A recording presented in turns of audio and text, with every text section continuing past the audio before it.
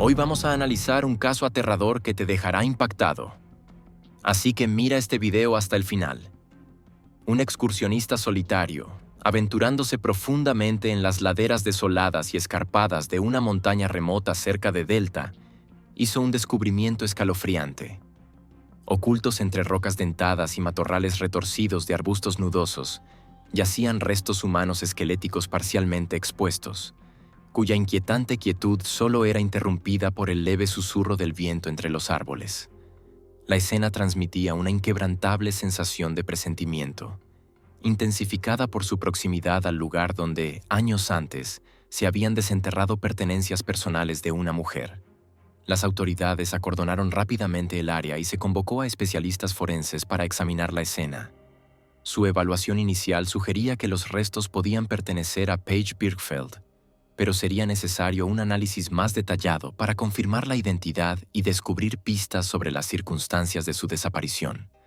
Un detalle más importante: se descubrió una tarjeta de presentación que apuntaba a la identidad alternativa de Paige Birkfeld. Esta tarjeta estaba vinculada a su trabajo secreto. ¿Pero qué tipo de trabajo era? ¿Y cómo una simple tarjeta de presentación se convirtió en la pieza clave de evidencia que reveló un impactante secreto sobre la vida de Paige Birkfeld? Queridos espectadores, tenemos las mejores historias de crímenes en nuestro canal. Para no perdérselas, asegúrense de suscribirse y por favor denle me gusta al video. Paige Birkfeld llegó al mundo el 27 de abril de 1973, en la bulliciosa ciudad de Atlanta, Georgia. Fue la segunda hija de Susan y Frank Birkfeld, inmigrantes procedentes de las lejanas y serenas Islas Marianas. La llegada de Paige trajo alegría a un hogar que ya se iluminaba con la presencia de su hermano mayor, Craig. Susan y Frank eran padres dedicados y trabajadores, personificando la clásica historia inmigrante de perseverancia y ambición. A pesar de sus exigentes carreras, priorizaban a la familia, creando un hogar lleno de amor, estructura y apoyo. Frank tenía un increíble talento para equilibrar su carrera con la crianza de su hijo e hija. Su habilidad para navegar entre estos ámbitos le ganó admiración, y su reputación de excelencia llamó la atención de figuras influyentes en su campo. En la Asociación Nacional de Corredores de Valores, a Frank se le ofreció una oportunidad profesional demasiado significativa como para rechazarla, una que requería que la familia se mudara a Colorado, una decisión que marcó el rumbo de sus vidas. En Colorado, el camino de Paige realmente comenzó a tomar forma. Se destacó académicamente y demostró una pasión por ayudar a los demás, lo que la llevó a seguir una carrera en medicina. Después de terminar la secundaria, se inscribió en el programa de enfermería de la Universidad de Florida, una institución que se convertiría en un capítulo crucial en su vida. Fue allí donde conoció a Howard Bigler, un joven carismático y ambicioso. Saltaron chispas y su conexión rápidamente se transformó en una relación seria. Sus sueños y ambiciones compartidas los hacían parecer una pareja perfecta. Paige se graduó y regresó a Colorado para vivir con sus padres, pero su relación con Howard continuó floreciendo. Para 1995, su historia de amor culminó en una pintoresca boda. La unión parecía idílica, con amigos y familiares admirando su compatibilidad y su visión compartida del futuro. Sin embargo, los primeros años de matrimonio revelaron una diferencia fundamental e irreconciliable entre Paige y Howard. Paige soñaba con ser madre. Howard, sin embargo, mantenía firmemente su creencia de no tener hijos, una postura que consideraba central en su filosofía de vida. Esta diferencia llevó a incontables conversaciones y debates emocionales. Para 1997, después de mucha angustia y deliberación, Paige y Howard tomaron la dolorosa decisión de separarse. Aún así, su vínculo seguía siendo fuerte. Valoraban profundamente la amistad que habían cultivado y eligieron permanecer en la vida del otro, demostrando una madurez y un respeto mutuo poco comunes entre parejas divorciadas. El fin de su matrimonio marcó un punto de inflexión para Paige. Sintiendo la necesidad de reinventarse y explorar nuevos horizontes, buscó un nuevo comienzo. Adoptó el seudónimo de Madison y comenzó a trabajar en un popular club de striptease en Denver. La decisión fue audaz, controvertida y reflejo de su determinación de tomar el control de su destino. Fue en este entorno poco convencional donde Paige conoció a Rob Dixon, un hombre cuyo encanto y carisma estaban a la par con su considerable riqueza. Rob estaba a punto de heredar un lucrativo negocio familiar, y la química entre él y Paige era innegable. Su romance vertiginoso culminó en una boda en 1998, solo un año después de conocerse. La unión de Paige y Rob marcó el comienzo de lo que parecía una vida de cuento de hadas. La pareja se estableció en una opulenta mansión en Colorado, símbolo de la riqueza de Rob y del nuevo estatus de Paige. El tan ansiado sueño de maternidad de Paige finalmente se hizo realidad cuando ella y Rob dieron la bienvenida a 3 hijos: Taft, Trigger y Jess. Estos niños se convirtieron en el centro del universo de Paige, llenando sus días de alegría y propósito. Su vida parecía perfecta. Estaba casada con un hombre al que amaba profundamente, vivía con lujo y tenía una familia que le brindaba una felicidad inmensurable. Con una casa enorme, autos costosos y la capacidad de ofrecer a sus hijos lo mejor que la vida podía darles, Paige creía que su felicidad era inquebrantable. Estaba convencida de que esa existencia armoniosa duraría para siempre. Con el tiempo, comenzaron a aparecer grietas en el aparentemente perfecto mundo de los Dixon. Los negocios de Rob, antes lucrativos, empezaron a enfrentar serios problemas. La inestabilidad financiera se infiltró en sus vidas y la presión aumentó con alarmante rapidez. El estilo de vida lujoso al que se habían acostumbrado se volvió insostenible. Los problemas económicos de Rob culminaron en una devastadora bancarrota. Este cambio dramático de la abundancia a la escasez puso a prueba la resiliencia de la pareja y su capacidad para enfrentar juntos la adversidad. Para 2004, la situación había llegado a un punto de quiebre. Las discusiones se volvieron una ocurrencia diaria y el ambiente en el hogar de los Dixon se volvió cada vez más tóxico.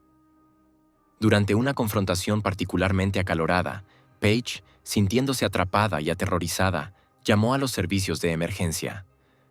Con voz temblorosa, informó que Rob había amenazado no solo su vida, sino también la de sus hijos. El peso de sus palabras transmitía la gravedad de la situación y provocó una respuesta inmediata de las fuerzas del orden. Varios oficiales de policía se dirigieron rápidamente a la residencia de los Dixon, preparados para intervenir y garantizar la seguridad de Paige y sus hijos. Pero al llegar a la casa, se encontraron con Paige y Rob parados juntos en la puerta. Paige aseguró a los oficiales que la situación se había resuelto y que su ayuda ya no era necesaria. Pero pasó un año, y Paige volvió a llamar a la policía. Esta vez, la situación era aún más alarmante. Informó que Rob la había agredido físicamente, y las circunstancias de este incidente eran mucho más inquietantes que las del año anterior. Según la declaración de Paige, su esposo la golpeó durante una discusión, un momento aún más aterrador porque ella sostenía a su hijo menor en brazos. El acto no solo fue una agresión contra ella, sino una amenaza directa a la seguridad de su hijo. Rob fue citado de inmediato a la estación de policía, donde fue acusado de agresión en 3er grado. La gravedad de los cargos subrayaba la creciente volatilidad de su relación. Durante el proceso penal, Rob finalmente se declaró culpable de uno de los cargos: acoso. A pesar de su admisión, el caso fue cerrado, permitiéndole evitar la cárcel, una resolución que dejó a Paige desilusionada pero decidida a seguir adelante. Sin embargo, la tensión provocada por estos eventos había dañado de forma irreparable un matrimonio ya de por sí frágil. La atmósfera en su hogar se volvió cada vez más hostil, con Paige y Rob discutiendo incluso por los asuntos más insignificantes. Sus peleas escalaron hasta el punto en que se hizo evidente que su relación no tenía posibilidad de reparación. Reconociendo la toxicidad de su situación, tomaron la difícil decisión de divorciarse. Para Paige, esto marcó el comienzo de un nuevo capítulo lleno tanto de incertidumbre como de determinación. Comprendía que ahora recaería exclusivamente sobre ella la responsabilidad de mantener a sus hijos. Decidida a crear una vida estable para su familia, Paige se volcó en diversas iniciativas empresariales. Lanzó un pequeño negocio de fabricación de portabebés, un producto inspirado en sus propias experiencias como madre. Al mismo tiempo, daba clases de danza para niños pequeños, utilizando su pasión por el movimiento para inspirar y educar a los más jóvenes. Además de estos emprendimientos, Paige trabajaba como representante de ventas para una empresa de utensilios de cocina, desempeñando múltiples funciones para garantizar la seguridad financiera de su familia. A pesar de su apretada agenda, Paige seguía siendo una madre devota. Participaba activamente en la vida de sus hijos, asistía a reuniones de la Asociación de Padres y Maestros, organizaba citas para jugar y fomentaba un ambiente de crianza en el hogar. Su compromiso inquebrantable con sus hijos se convirtió en la piedra angular de su nueva vida. El 28 de junio de 2007, exactamente un año después de su separación de Rob, Paige desapareció en circunstancias misteriosas. Aquella mañana, dejó a sus hijos al cuidado de su amiga cercana Carol Lindholm, quien también trabajaba a tiempo parcial como su niñera. Paige siempre había sido conocida por su fiabilidad y puntualidad, especialmente en lo que respectaba a sus hijos. Por eso, cuando no regresó a casa a la hora prevista y no contestaba el teléfono, la preocupación se transformó rápidamente en alarma. Al principio, Carol intentó tranquilizarse, creyendo que Paige podría haberse retrasado por compromisos laborales. Sin embargo, a medida que pasaban las horas, la preocupación comenzó a instalarse. Jess, la hija de Paige, desesperada por ver a su madre, dejó varios mensajes de voz suplicándole que regresara a casa. El viernes se desdibujó en el sábado sin señales de Paige. Las horas pasaban lentamente y la sensación de temor se intensificaba. Jess, de 8 años, agotada de esperar y extrañando terriblemente a su madre, instó a la niñera Carol a contactar con la policía. Incapaz de seguir esperando, Carol y Jess se dirigieron a la estación de policía para presentar un informe de persona desaparecida. Ese mismo día, un representante de la oficina del sheriff contactó al padre de Paige, Frank, para darle la devastadora noticia.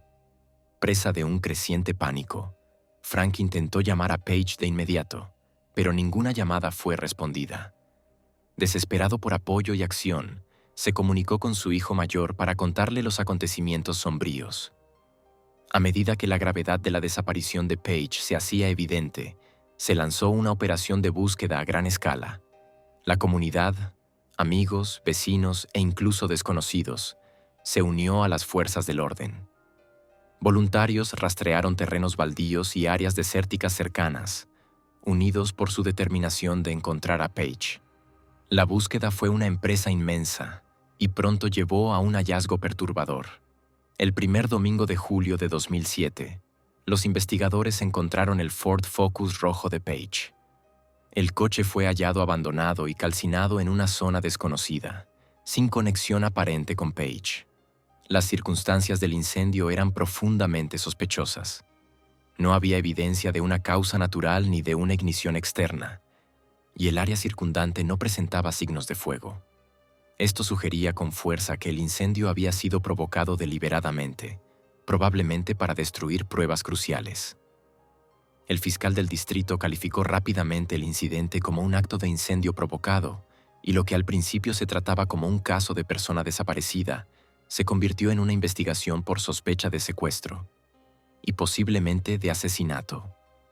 Decididos a descubrir la verdad, los investigadores realizaron un examen exhaustivo del vehículo calcinado. El sargento Ware de la oficina del sheriff del condado explicó que el incendio es una táctica común utilizada para eliminar evidencias como ADN, huellas dactilares u otros rastros. Sin embargo, a pesar del daño extenso al coche, un detalle llamó poderosamente la atención como una pista significativa: la posición del asiento del conductor. Había sido empujado hacia atrás lo más posible, una configuración que no coincidía con la pequeña estatura de Paige. Con solo 164 centímetros de altura, Paige no habría podido alcanzar los pedales desde esa posición. Este detalle sugería fuertemente que alguien mucho más alto había sido la última persona en conducir su coche. La investigación dio un nuevo giro cuando los detectives abrieron el maletero del Ford quemado y encontraron el diario de Paige. Su presencia generó preguntas inmediatas. ¿Por qué estaba allí? ¿Podría contener pistas sobre su desaparición? Al examinar su contenido, los investigadores descubrieron un giro aún más escalofriante. Alguien había arrancado varias páginas del diario, específicamente aquellas que cubrían el período entre el 26 y el 29 de junio. Este hallazgo profundizó el enigma que rodeaba el destino de Paige. Las páginas faltantes sugerían un esfuerzo intencional por ocultar información vital, lo que añadía urgencia a una búsqueda ya desesperada. Los agentes de la ley intensificaron sus esfuerzos, peinando metódicamente parcelas desérticas cercanas, estructuras abandonadas y cualquier área que pudiera contener una pista. La operación se convirtió en una empresa masiva, atrayendo a más personas a medida que se difundía la noticia de la desaparición de Paige. El esfuerzo de búsqueda se extendió más allá de las autoridades. Su hermano, Craig, voló desde la costa oeste, dejando atrás su trabajo y compromisos personales para apoyar a sus padres y sobrinos. Comprendiendo la gravedad de la situación, Craig compró un boleto de ida, prometiendo quedarse en Colorado hasta que encontraran a su hermana, sin importar cuánto tiempo tomara. Su determinación y resolución reflejaban el espíritu colectivo de quienes participaban en la búsqueda. A medida que los días se convirtieron en semanas, la investigación se centró en las personas más cercanas a Paige. Rob, su segundo exmarido, fue uno de los primeros en quedar bajo sospecha. En el momento de la desaparición de Paige, Rob residía en Pensilvania. Los investigadores descubrieron informes de 2 incidentes de violencia doméstica registrados por Paige durante su matrimonio, lo que generó interrogantes sobre su posible implicación. Las autoridades trabajaron para establecer su paradero el 28 de junio, el día en que Paige desapareció. Rob mantuvo consistentemente que había estado en su casa en Pensilvania y negó cualquier conexión con su desaparición. Para demostrar su inocencia, no solo cooperó con los investigadores, sino que también se unió activamente a los esfuerzos de búsqueda. Su visible preocupación por el destino de Paige otorgó credibilidad a sus declaraciones, aunque los detectives continuaron examinando cada aspecto de su historia en busca de inconsistencias. Otra persona fue Howard, el primer esposo de Paige, quien también se convirtió en una persona de interés. Tras su divorcio de Rob, Paige y Howard habían reavivado una amistad que ocasionalmente los reunía. Howard reveló que había sido una de las últimas personas en ver a Paige antes de su repentina y misteriosa desaparición. El 28 de junio, ambos se encontraron en el condado de Eagle, Colorado, un punto medio conveniente para ambos debido a sus asuntos comerciales. Howard describió su encuentro como algo sin incidentes, una reunión rutinaria sin nada destacable. Después, se despidieron, aunque mantuvieron contacto telefónico. Cuando Howard recibió la noticia de la desaparición de Paige, actuó rápidamente y contactó con los servicios de emergencia. Durante su llamada, expresó una profunda preocupación, haciendo hincapié en que Paige, como madre devota que adoraba a sus hijos, jamás los habría abandonado voluntariamente. Su testimonio fue respaldado por los datos de las torres de telefonía móvil, que lo ubicaban en la zona de Denver el día de la desaparición de Paige, a varias horas del lugar donde fue vista por última vez. Esta evidencia exoneró de forma concluyente a Howard de la lista de sospechosos, lo que permitió a los investigadores centrar sus esfuerzos en otros posibles implicados. Un avance significativo en el caso se produjo pocos días después del hallazgo del coche calcinado de Paige. Un automovilista, que se había detenido en una autopista al sureste de la ciudad para cambiar una llanta pinchada, tropezó con una chequera que yacía en el suelo. Siguiendo su instinto, informó del hallazgo a las autoridades. Esto condujo a una búsqueda exhaustiva en la zona, durante la cual los investigadores desenterraron varias pertenencias personales más de Paige. Entre ellas se encontraban sus registros médicos, documentos de seguro y otros objetos esenciales. La disposición de los objetos esparcidos planteaba un intrigante misterio. El sargento Ware, uno de los investigadores principales del caso, teorizó que Page podría haber dejado intencionadamente estos objetos como un desesperado intento de dejar pistas sobre su situación. De particular interés fue la chequera, de la cual faltaban varias páginas. Los investigadores especularon que esas páginas podrían contener información crucial sobre sus últimos días. A medida que avanzaba la investigación, una tarjeta de presentación surgió como una pieza clave de evidencia, revelando un impactante secreto sobre la vida de Page. La tarjeta apuntaba a una identidad alternativa: Carrie, el nombre que Page utilizaba en su trabajo clandestino como escort. Esta revelación conmocionó profundamente a su círculo de familiares y amigos, quienes desconocían por completo este aspecto oculto de su vida. Para mantener esta doble existencia, Page usaba un teléfono separado exclusivamente para sus comunicaciones relacionadas con el trabajo de acompañante. Este teléfono se convirtió en una herramienta vital para la investigación. Analizando su historial de llamadas, los detectives elaboraron una lista de personas que habían interactuado con Page en las horas previas a su desaparición. La última llamada realizada desde ese teléfono ocurrió el 28 de junio, aproximadamente a las 9 de la noche, lo que permitió acotar la línea de tiempo de los eventos. A partir del historial, las autoridades identificaron a 7 individuos como posibles sospechosos. Entre esos nombres, uno destacó: Lester Ralph Jones. El pasado de Jones captó inmediatamente la atención de los investigadores. Con 55 años, Jones tenía antecedentes penales que incluían condenas previas por violencia contra mujeres y secuestro. Por este último crimen, había cumplido una condena de 5 años de prisión. Este historial pintaba un retrato inquietante de un hombre que encajaba en el perfil de alguien capaz de hacerle daño a Page. Otras revelaciones aumentaron las sospechas de los investigadores. Salió a la luz que Jones poseía un coche blanco muy parecido al vehículo descrito por Carol, la amiga cercana y niñera de Page. Carol relató una historia inquietante que Page le había contado poco antes de su desaparición. Según Page, una noche había terminado de trabajar en su oficina alquilada y se dirigía hacia su Ford estacionado. Al acercarse, notó que un coche blanco desconocido bloqueaba su paso. A pesar de su frustración e incomodidad, Page logró maniobrar su coche para rodear el obstáculo. Sin embargo, en el proceso, chocó accidentalmente con el vehículo blanco. Para su sorpresa, el conductor del coche, en lugar de confrontarla, se alejó a toda velocidad de la escena, dejando a Page sola. Este incidente, que en su momento pareció aislado, ahora cobraba un nuevo significado. Los investigadores sospechaban que Lester, un hombre con una aparente obsesión con Page, podría haber estado acechándola durante algún tiempo.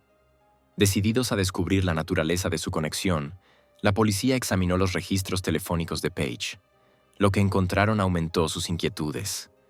Los registros revelaron que Lester había intentado concertar una cita con Page justo un día antes de su desaparición. Sin embargo, Page, que ya conocía a Lester, se sentía incómoda con la idea de reunirse con él. Para evitar el encuentro, le pidió a Carol, quien ocasionalmente proporcionaba servicios de masaje a los clientes de Page, que acudiera en su lugar. Al principio dudosa, Carol finalmente accedió y fue a encontrarse con Lester. Después de su inquietante encuentro, Carol describió a Lester como un hombre intimidantemente alto y físicamente imponente. Su sola presencia le causaba incomodidad, y su actitud no hizo más que aumentar esa sensación. Según Carol, Lester no perdió tiempo en hacer avances inapropiados y en expresar abiertamente su deseo de intimidad desde el momento en que se conocieron. Carol, resuelta y sin inmutarse, rechazó firmemente sus avances, advirtiéndole que no dudaría en involucrar a la policía si insistía. Esta conversación añadió otra capa de preocupación al ya inquietante perfil de comportamiento de Lester. A medida que los investigadores profundizaban en los antecedentes de Lester, descubrieron otro detalle alarmante. Su taller estaba situado a escasos metros del lugar donde se había encontrado el coche calcinado de Page. La proximidad de su lugar de trabajo a una escena tan crítica despertó sospechas de inmediato. Sin embargo, cuando fue citado para ser interrogado, Lester se mostró tranquilo y cooperativo. Respondió todas las preguntas de los detectives, negó cualquier conexión con la desaparición de Paige e incluso proporcionó voluntariamente sus huellas dactilares y muestras de ADN para su análisis. Su comportamiento pulido y apariencia aparentemente normal llevaron a algunos a preguntarse si realmente podría estar implicado en un crimen tan atroz.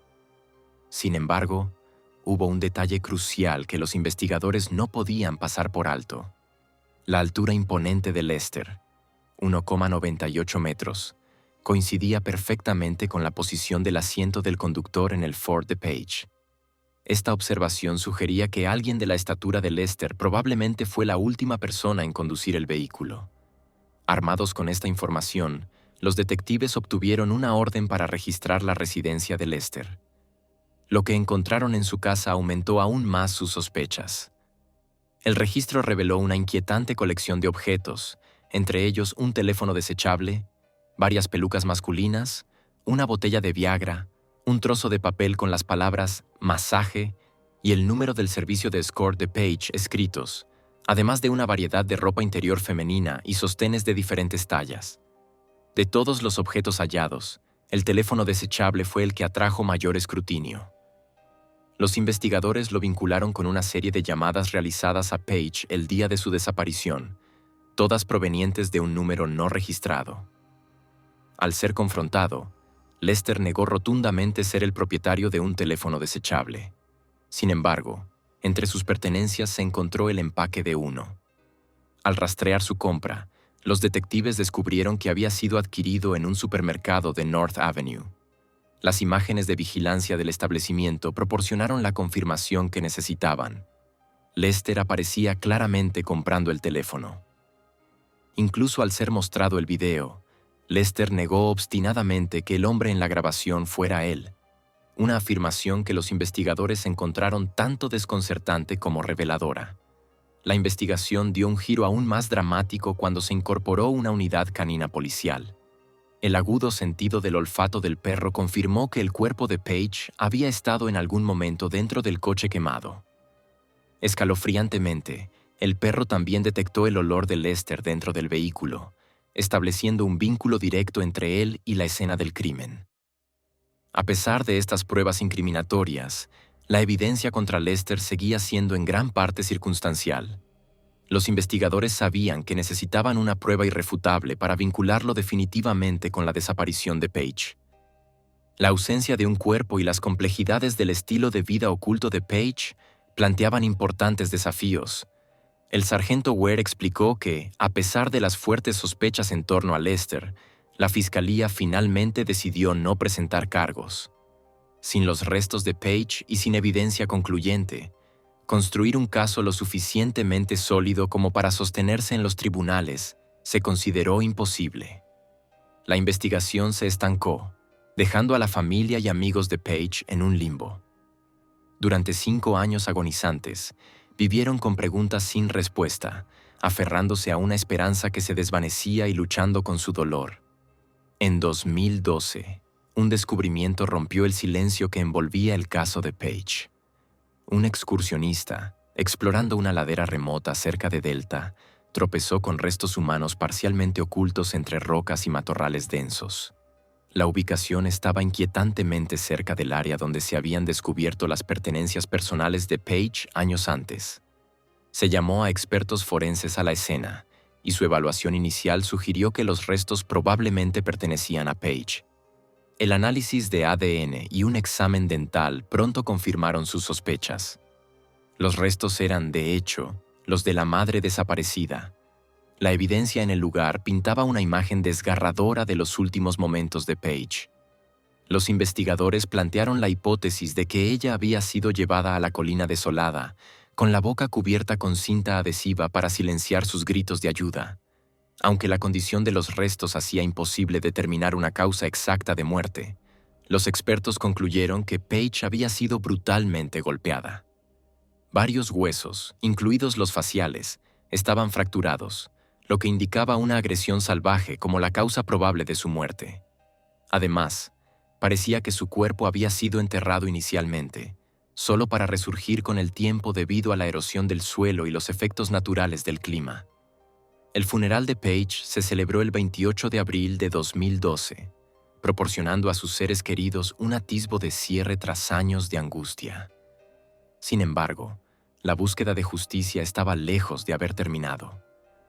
Más de 2 años después de que se encontraran sus restos, en noviembre de 2014, Lester fue arrestado y acusado formalmente de secuestro, homicidio intencional en primer grado y asesinato en segundo grado. Para la familia de Page, el arresto fue un paso muy esperado hacia adelante, pero la batalla legal que siguió sería otra prueba ardua. El juicio no comenzó hasta julio de 2016, casi 4 años después del hallazgo de los restos de Page. Con una duración de 22 días, el proceso pintó un retrato escalofriante del hombre acusado de quitarle la vida. La fiscalía argumentó que Lester, conocido por su historial de agresión hacia mujeres, se había enfurecido después de que Page se negara a programar una segunda cita tras su primer encuentro. Su caso se basó en gran medida en el testimonio de la exesposa de Lester, Lisa, cuyas experiencias desgarradoras arrojaron luz sobre las tendencias violentas del acusado. Lisa relató un aterrador incidente ocurrido a finales de los años 90, cuando Lester la secuestró a punta de pistola, amenazando con matarla. Según su testimonio, él estaba consumido por los celos después de que ella lo dejara por otro hombre. En un ataque de rabia, Lester los rastreó y atacó a su nueva pareja, disparándole en la cabeza. Apenas un mes después, confrontó nuevamente a Lisa, arrastrándola por la fuerza hasta su automóvil y declarando su intención de matarla y deshacerse de su cuerpo en un lago. Milagrosamente, Lisa logró escapar y denunció los incidentes a la policía, lo que llevó al arresto de Lester por cargos de secuestro y agresión. Este historial de violencia añadió peso al argumento de la fiscalía de que Lester tenía tanto la capacidad como el motivo para dañar a Page. En respuesta al caso de la fiscalía, el equipo de defensa de Lester trabajó incansablemente para desmantelar la narrativa presentada en la corte. Alegaron que la policía se había centrado en el sospechoso equivocado y había descuidado investigar otras pistas plausibles, en particular los clientes del negocio de acompañantes de Page. A pesar de sus afirmaciones, la defensa no logró presentar ningún sospechoso alternativo creíble ni teorías convincentes que pudieran exonerar a Lester. Para complicar aún más las cosas, Lester decidió no declarar durante su juicio, dejando su defensa dependiente de desacreditar la evidencia presentada por la fiscalía en lugar de ofrecer una narrativa alternativa sustancial. Sin embargo, la fiscalía estaba preparada para reforzar su caso con evidencia condenatoria. Entre los elementos clave presentados, había grabaciones de conversaciones telefónicas entre Lester y la policía. Estas grabaciones arrojaron luz sobre el comportamiento y las reacciones de Lester durante la investigación. Después de inspeccionar el automóvil de Lester, los detectives le informaron que no habían encontrado nada incriminatorio y que devolverían el vehículo en breve. Esta estratagema tenía la intención de hacer que Lester se sintiera tranquilo y potencialmente bajara la guardia. En cambio, su respuesta encendió las alarmas.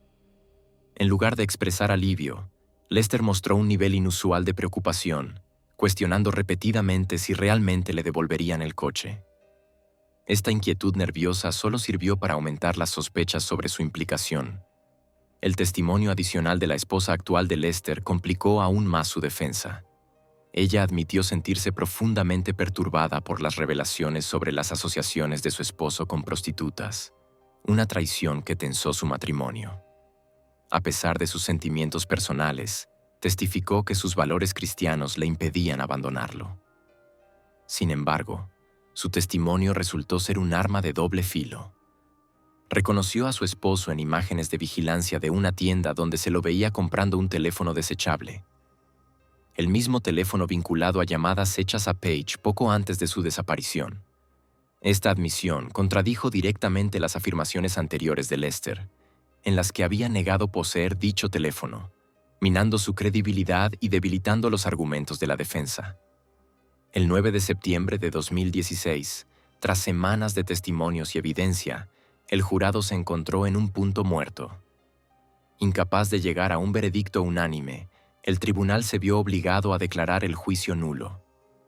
Este resultado fue un revés significativo para la fiscalía, retrasando la justicia para Page y su familia afligida. A pesar de ello, el fiscal del distrito se mantuvo firme, confiado en la solidez de la evidencia y decidido a llevar a Lester ante la justicia. Se pusieron en marcha los planes para un nuevo juicio, con la promesa de la fiscalía de fortalecer aún más su caso. Los meses siguientes vieron una preparación meticulosa por parte del equipo de la fiscalía. Pasaron días reexaminando cada pieza de evidencia, escrutando declaraciones de testigos y buscando nuevos ángulos para reforzar su argumento. El 21 de noviembre de 2016, 73 días después de que se declarara el juicio nulo, Lester volvió a ser juzgado. Esta vez, la fiscalía presentó un caso reforzado, con evidencia adicional que pintaba una imagen más clara y condenatoria de su implicación en la desaparición de Page. Una revelación clave durante el segundo juicio fue una grabación de cámaras de vigilancia cercanas al lugar de trabajo de Lester. Las imágenes muestran un Chevrolet blanco, luego identificado como perteneciente a la esposa de Lester, pasando varias veces junto al Ford de Page justo días antes de que ella desapareciera. De manera significativa, el coche apareció en la zona en momentos que coincidían con llamadas persistentes al teléfono de Page.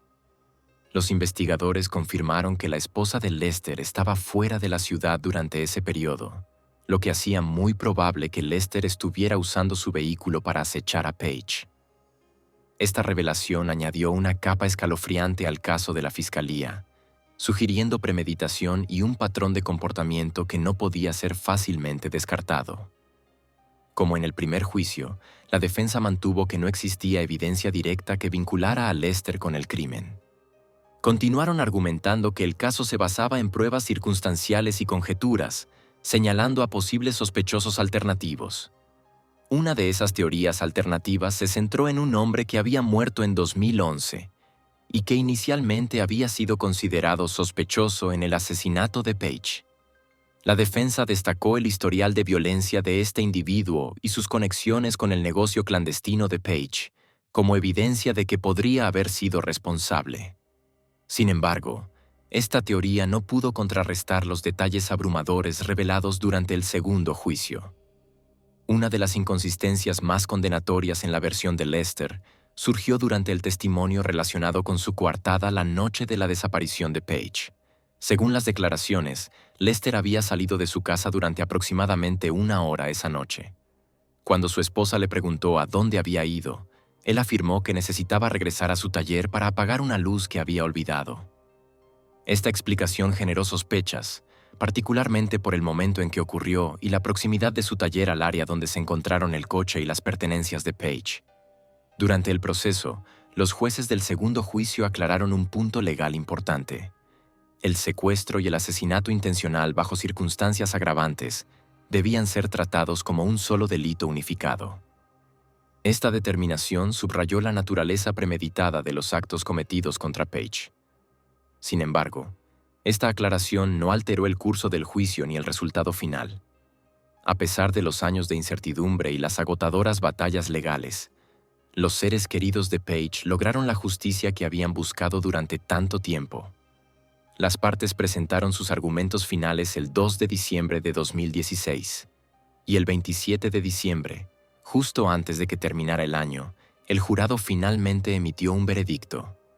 Lester fue declarado culpable de todos los cargos relacionados con la muerte de Page. Aunque nunca admitió su culpabilidad ni reveló los motivos del crimen, el juez lo condenó a cadena perpetua sin posibilidad de libertad condicional. Lester apeló la sentencia, pero en junio de 2022, un panel de 3 jueces confirmó el veredicto.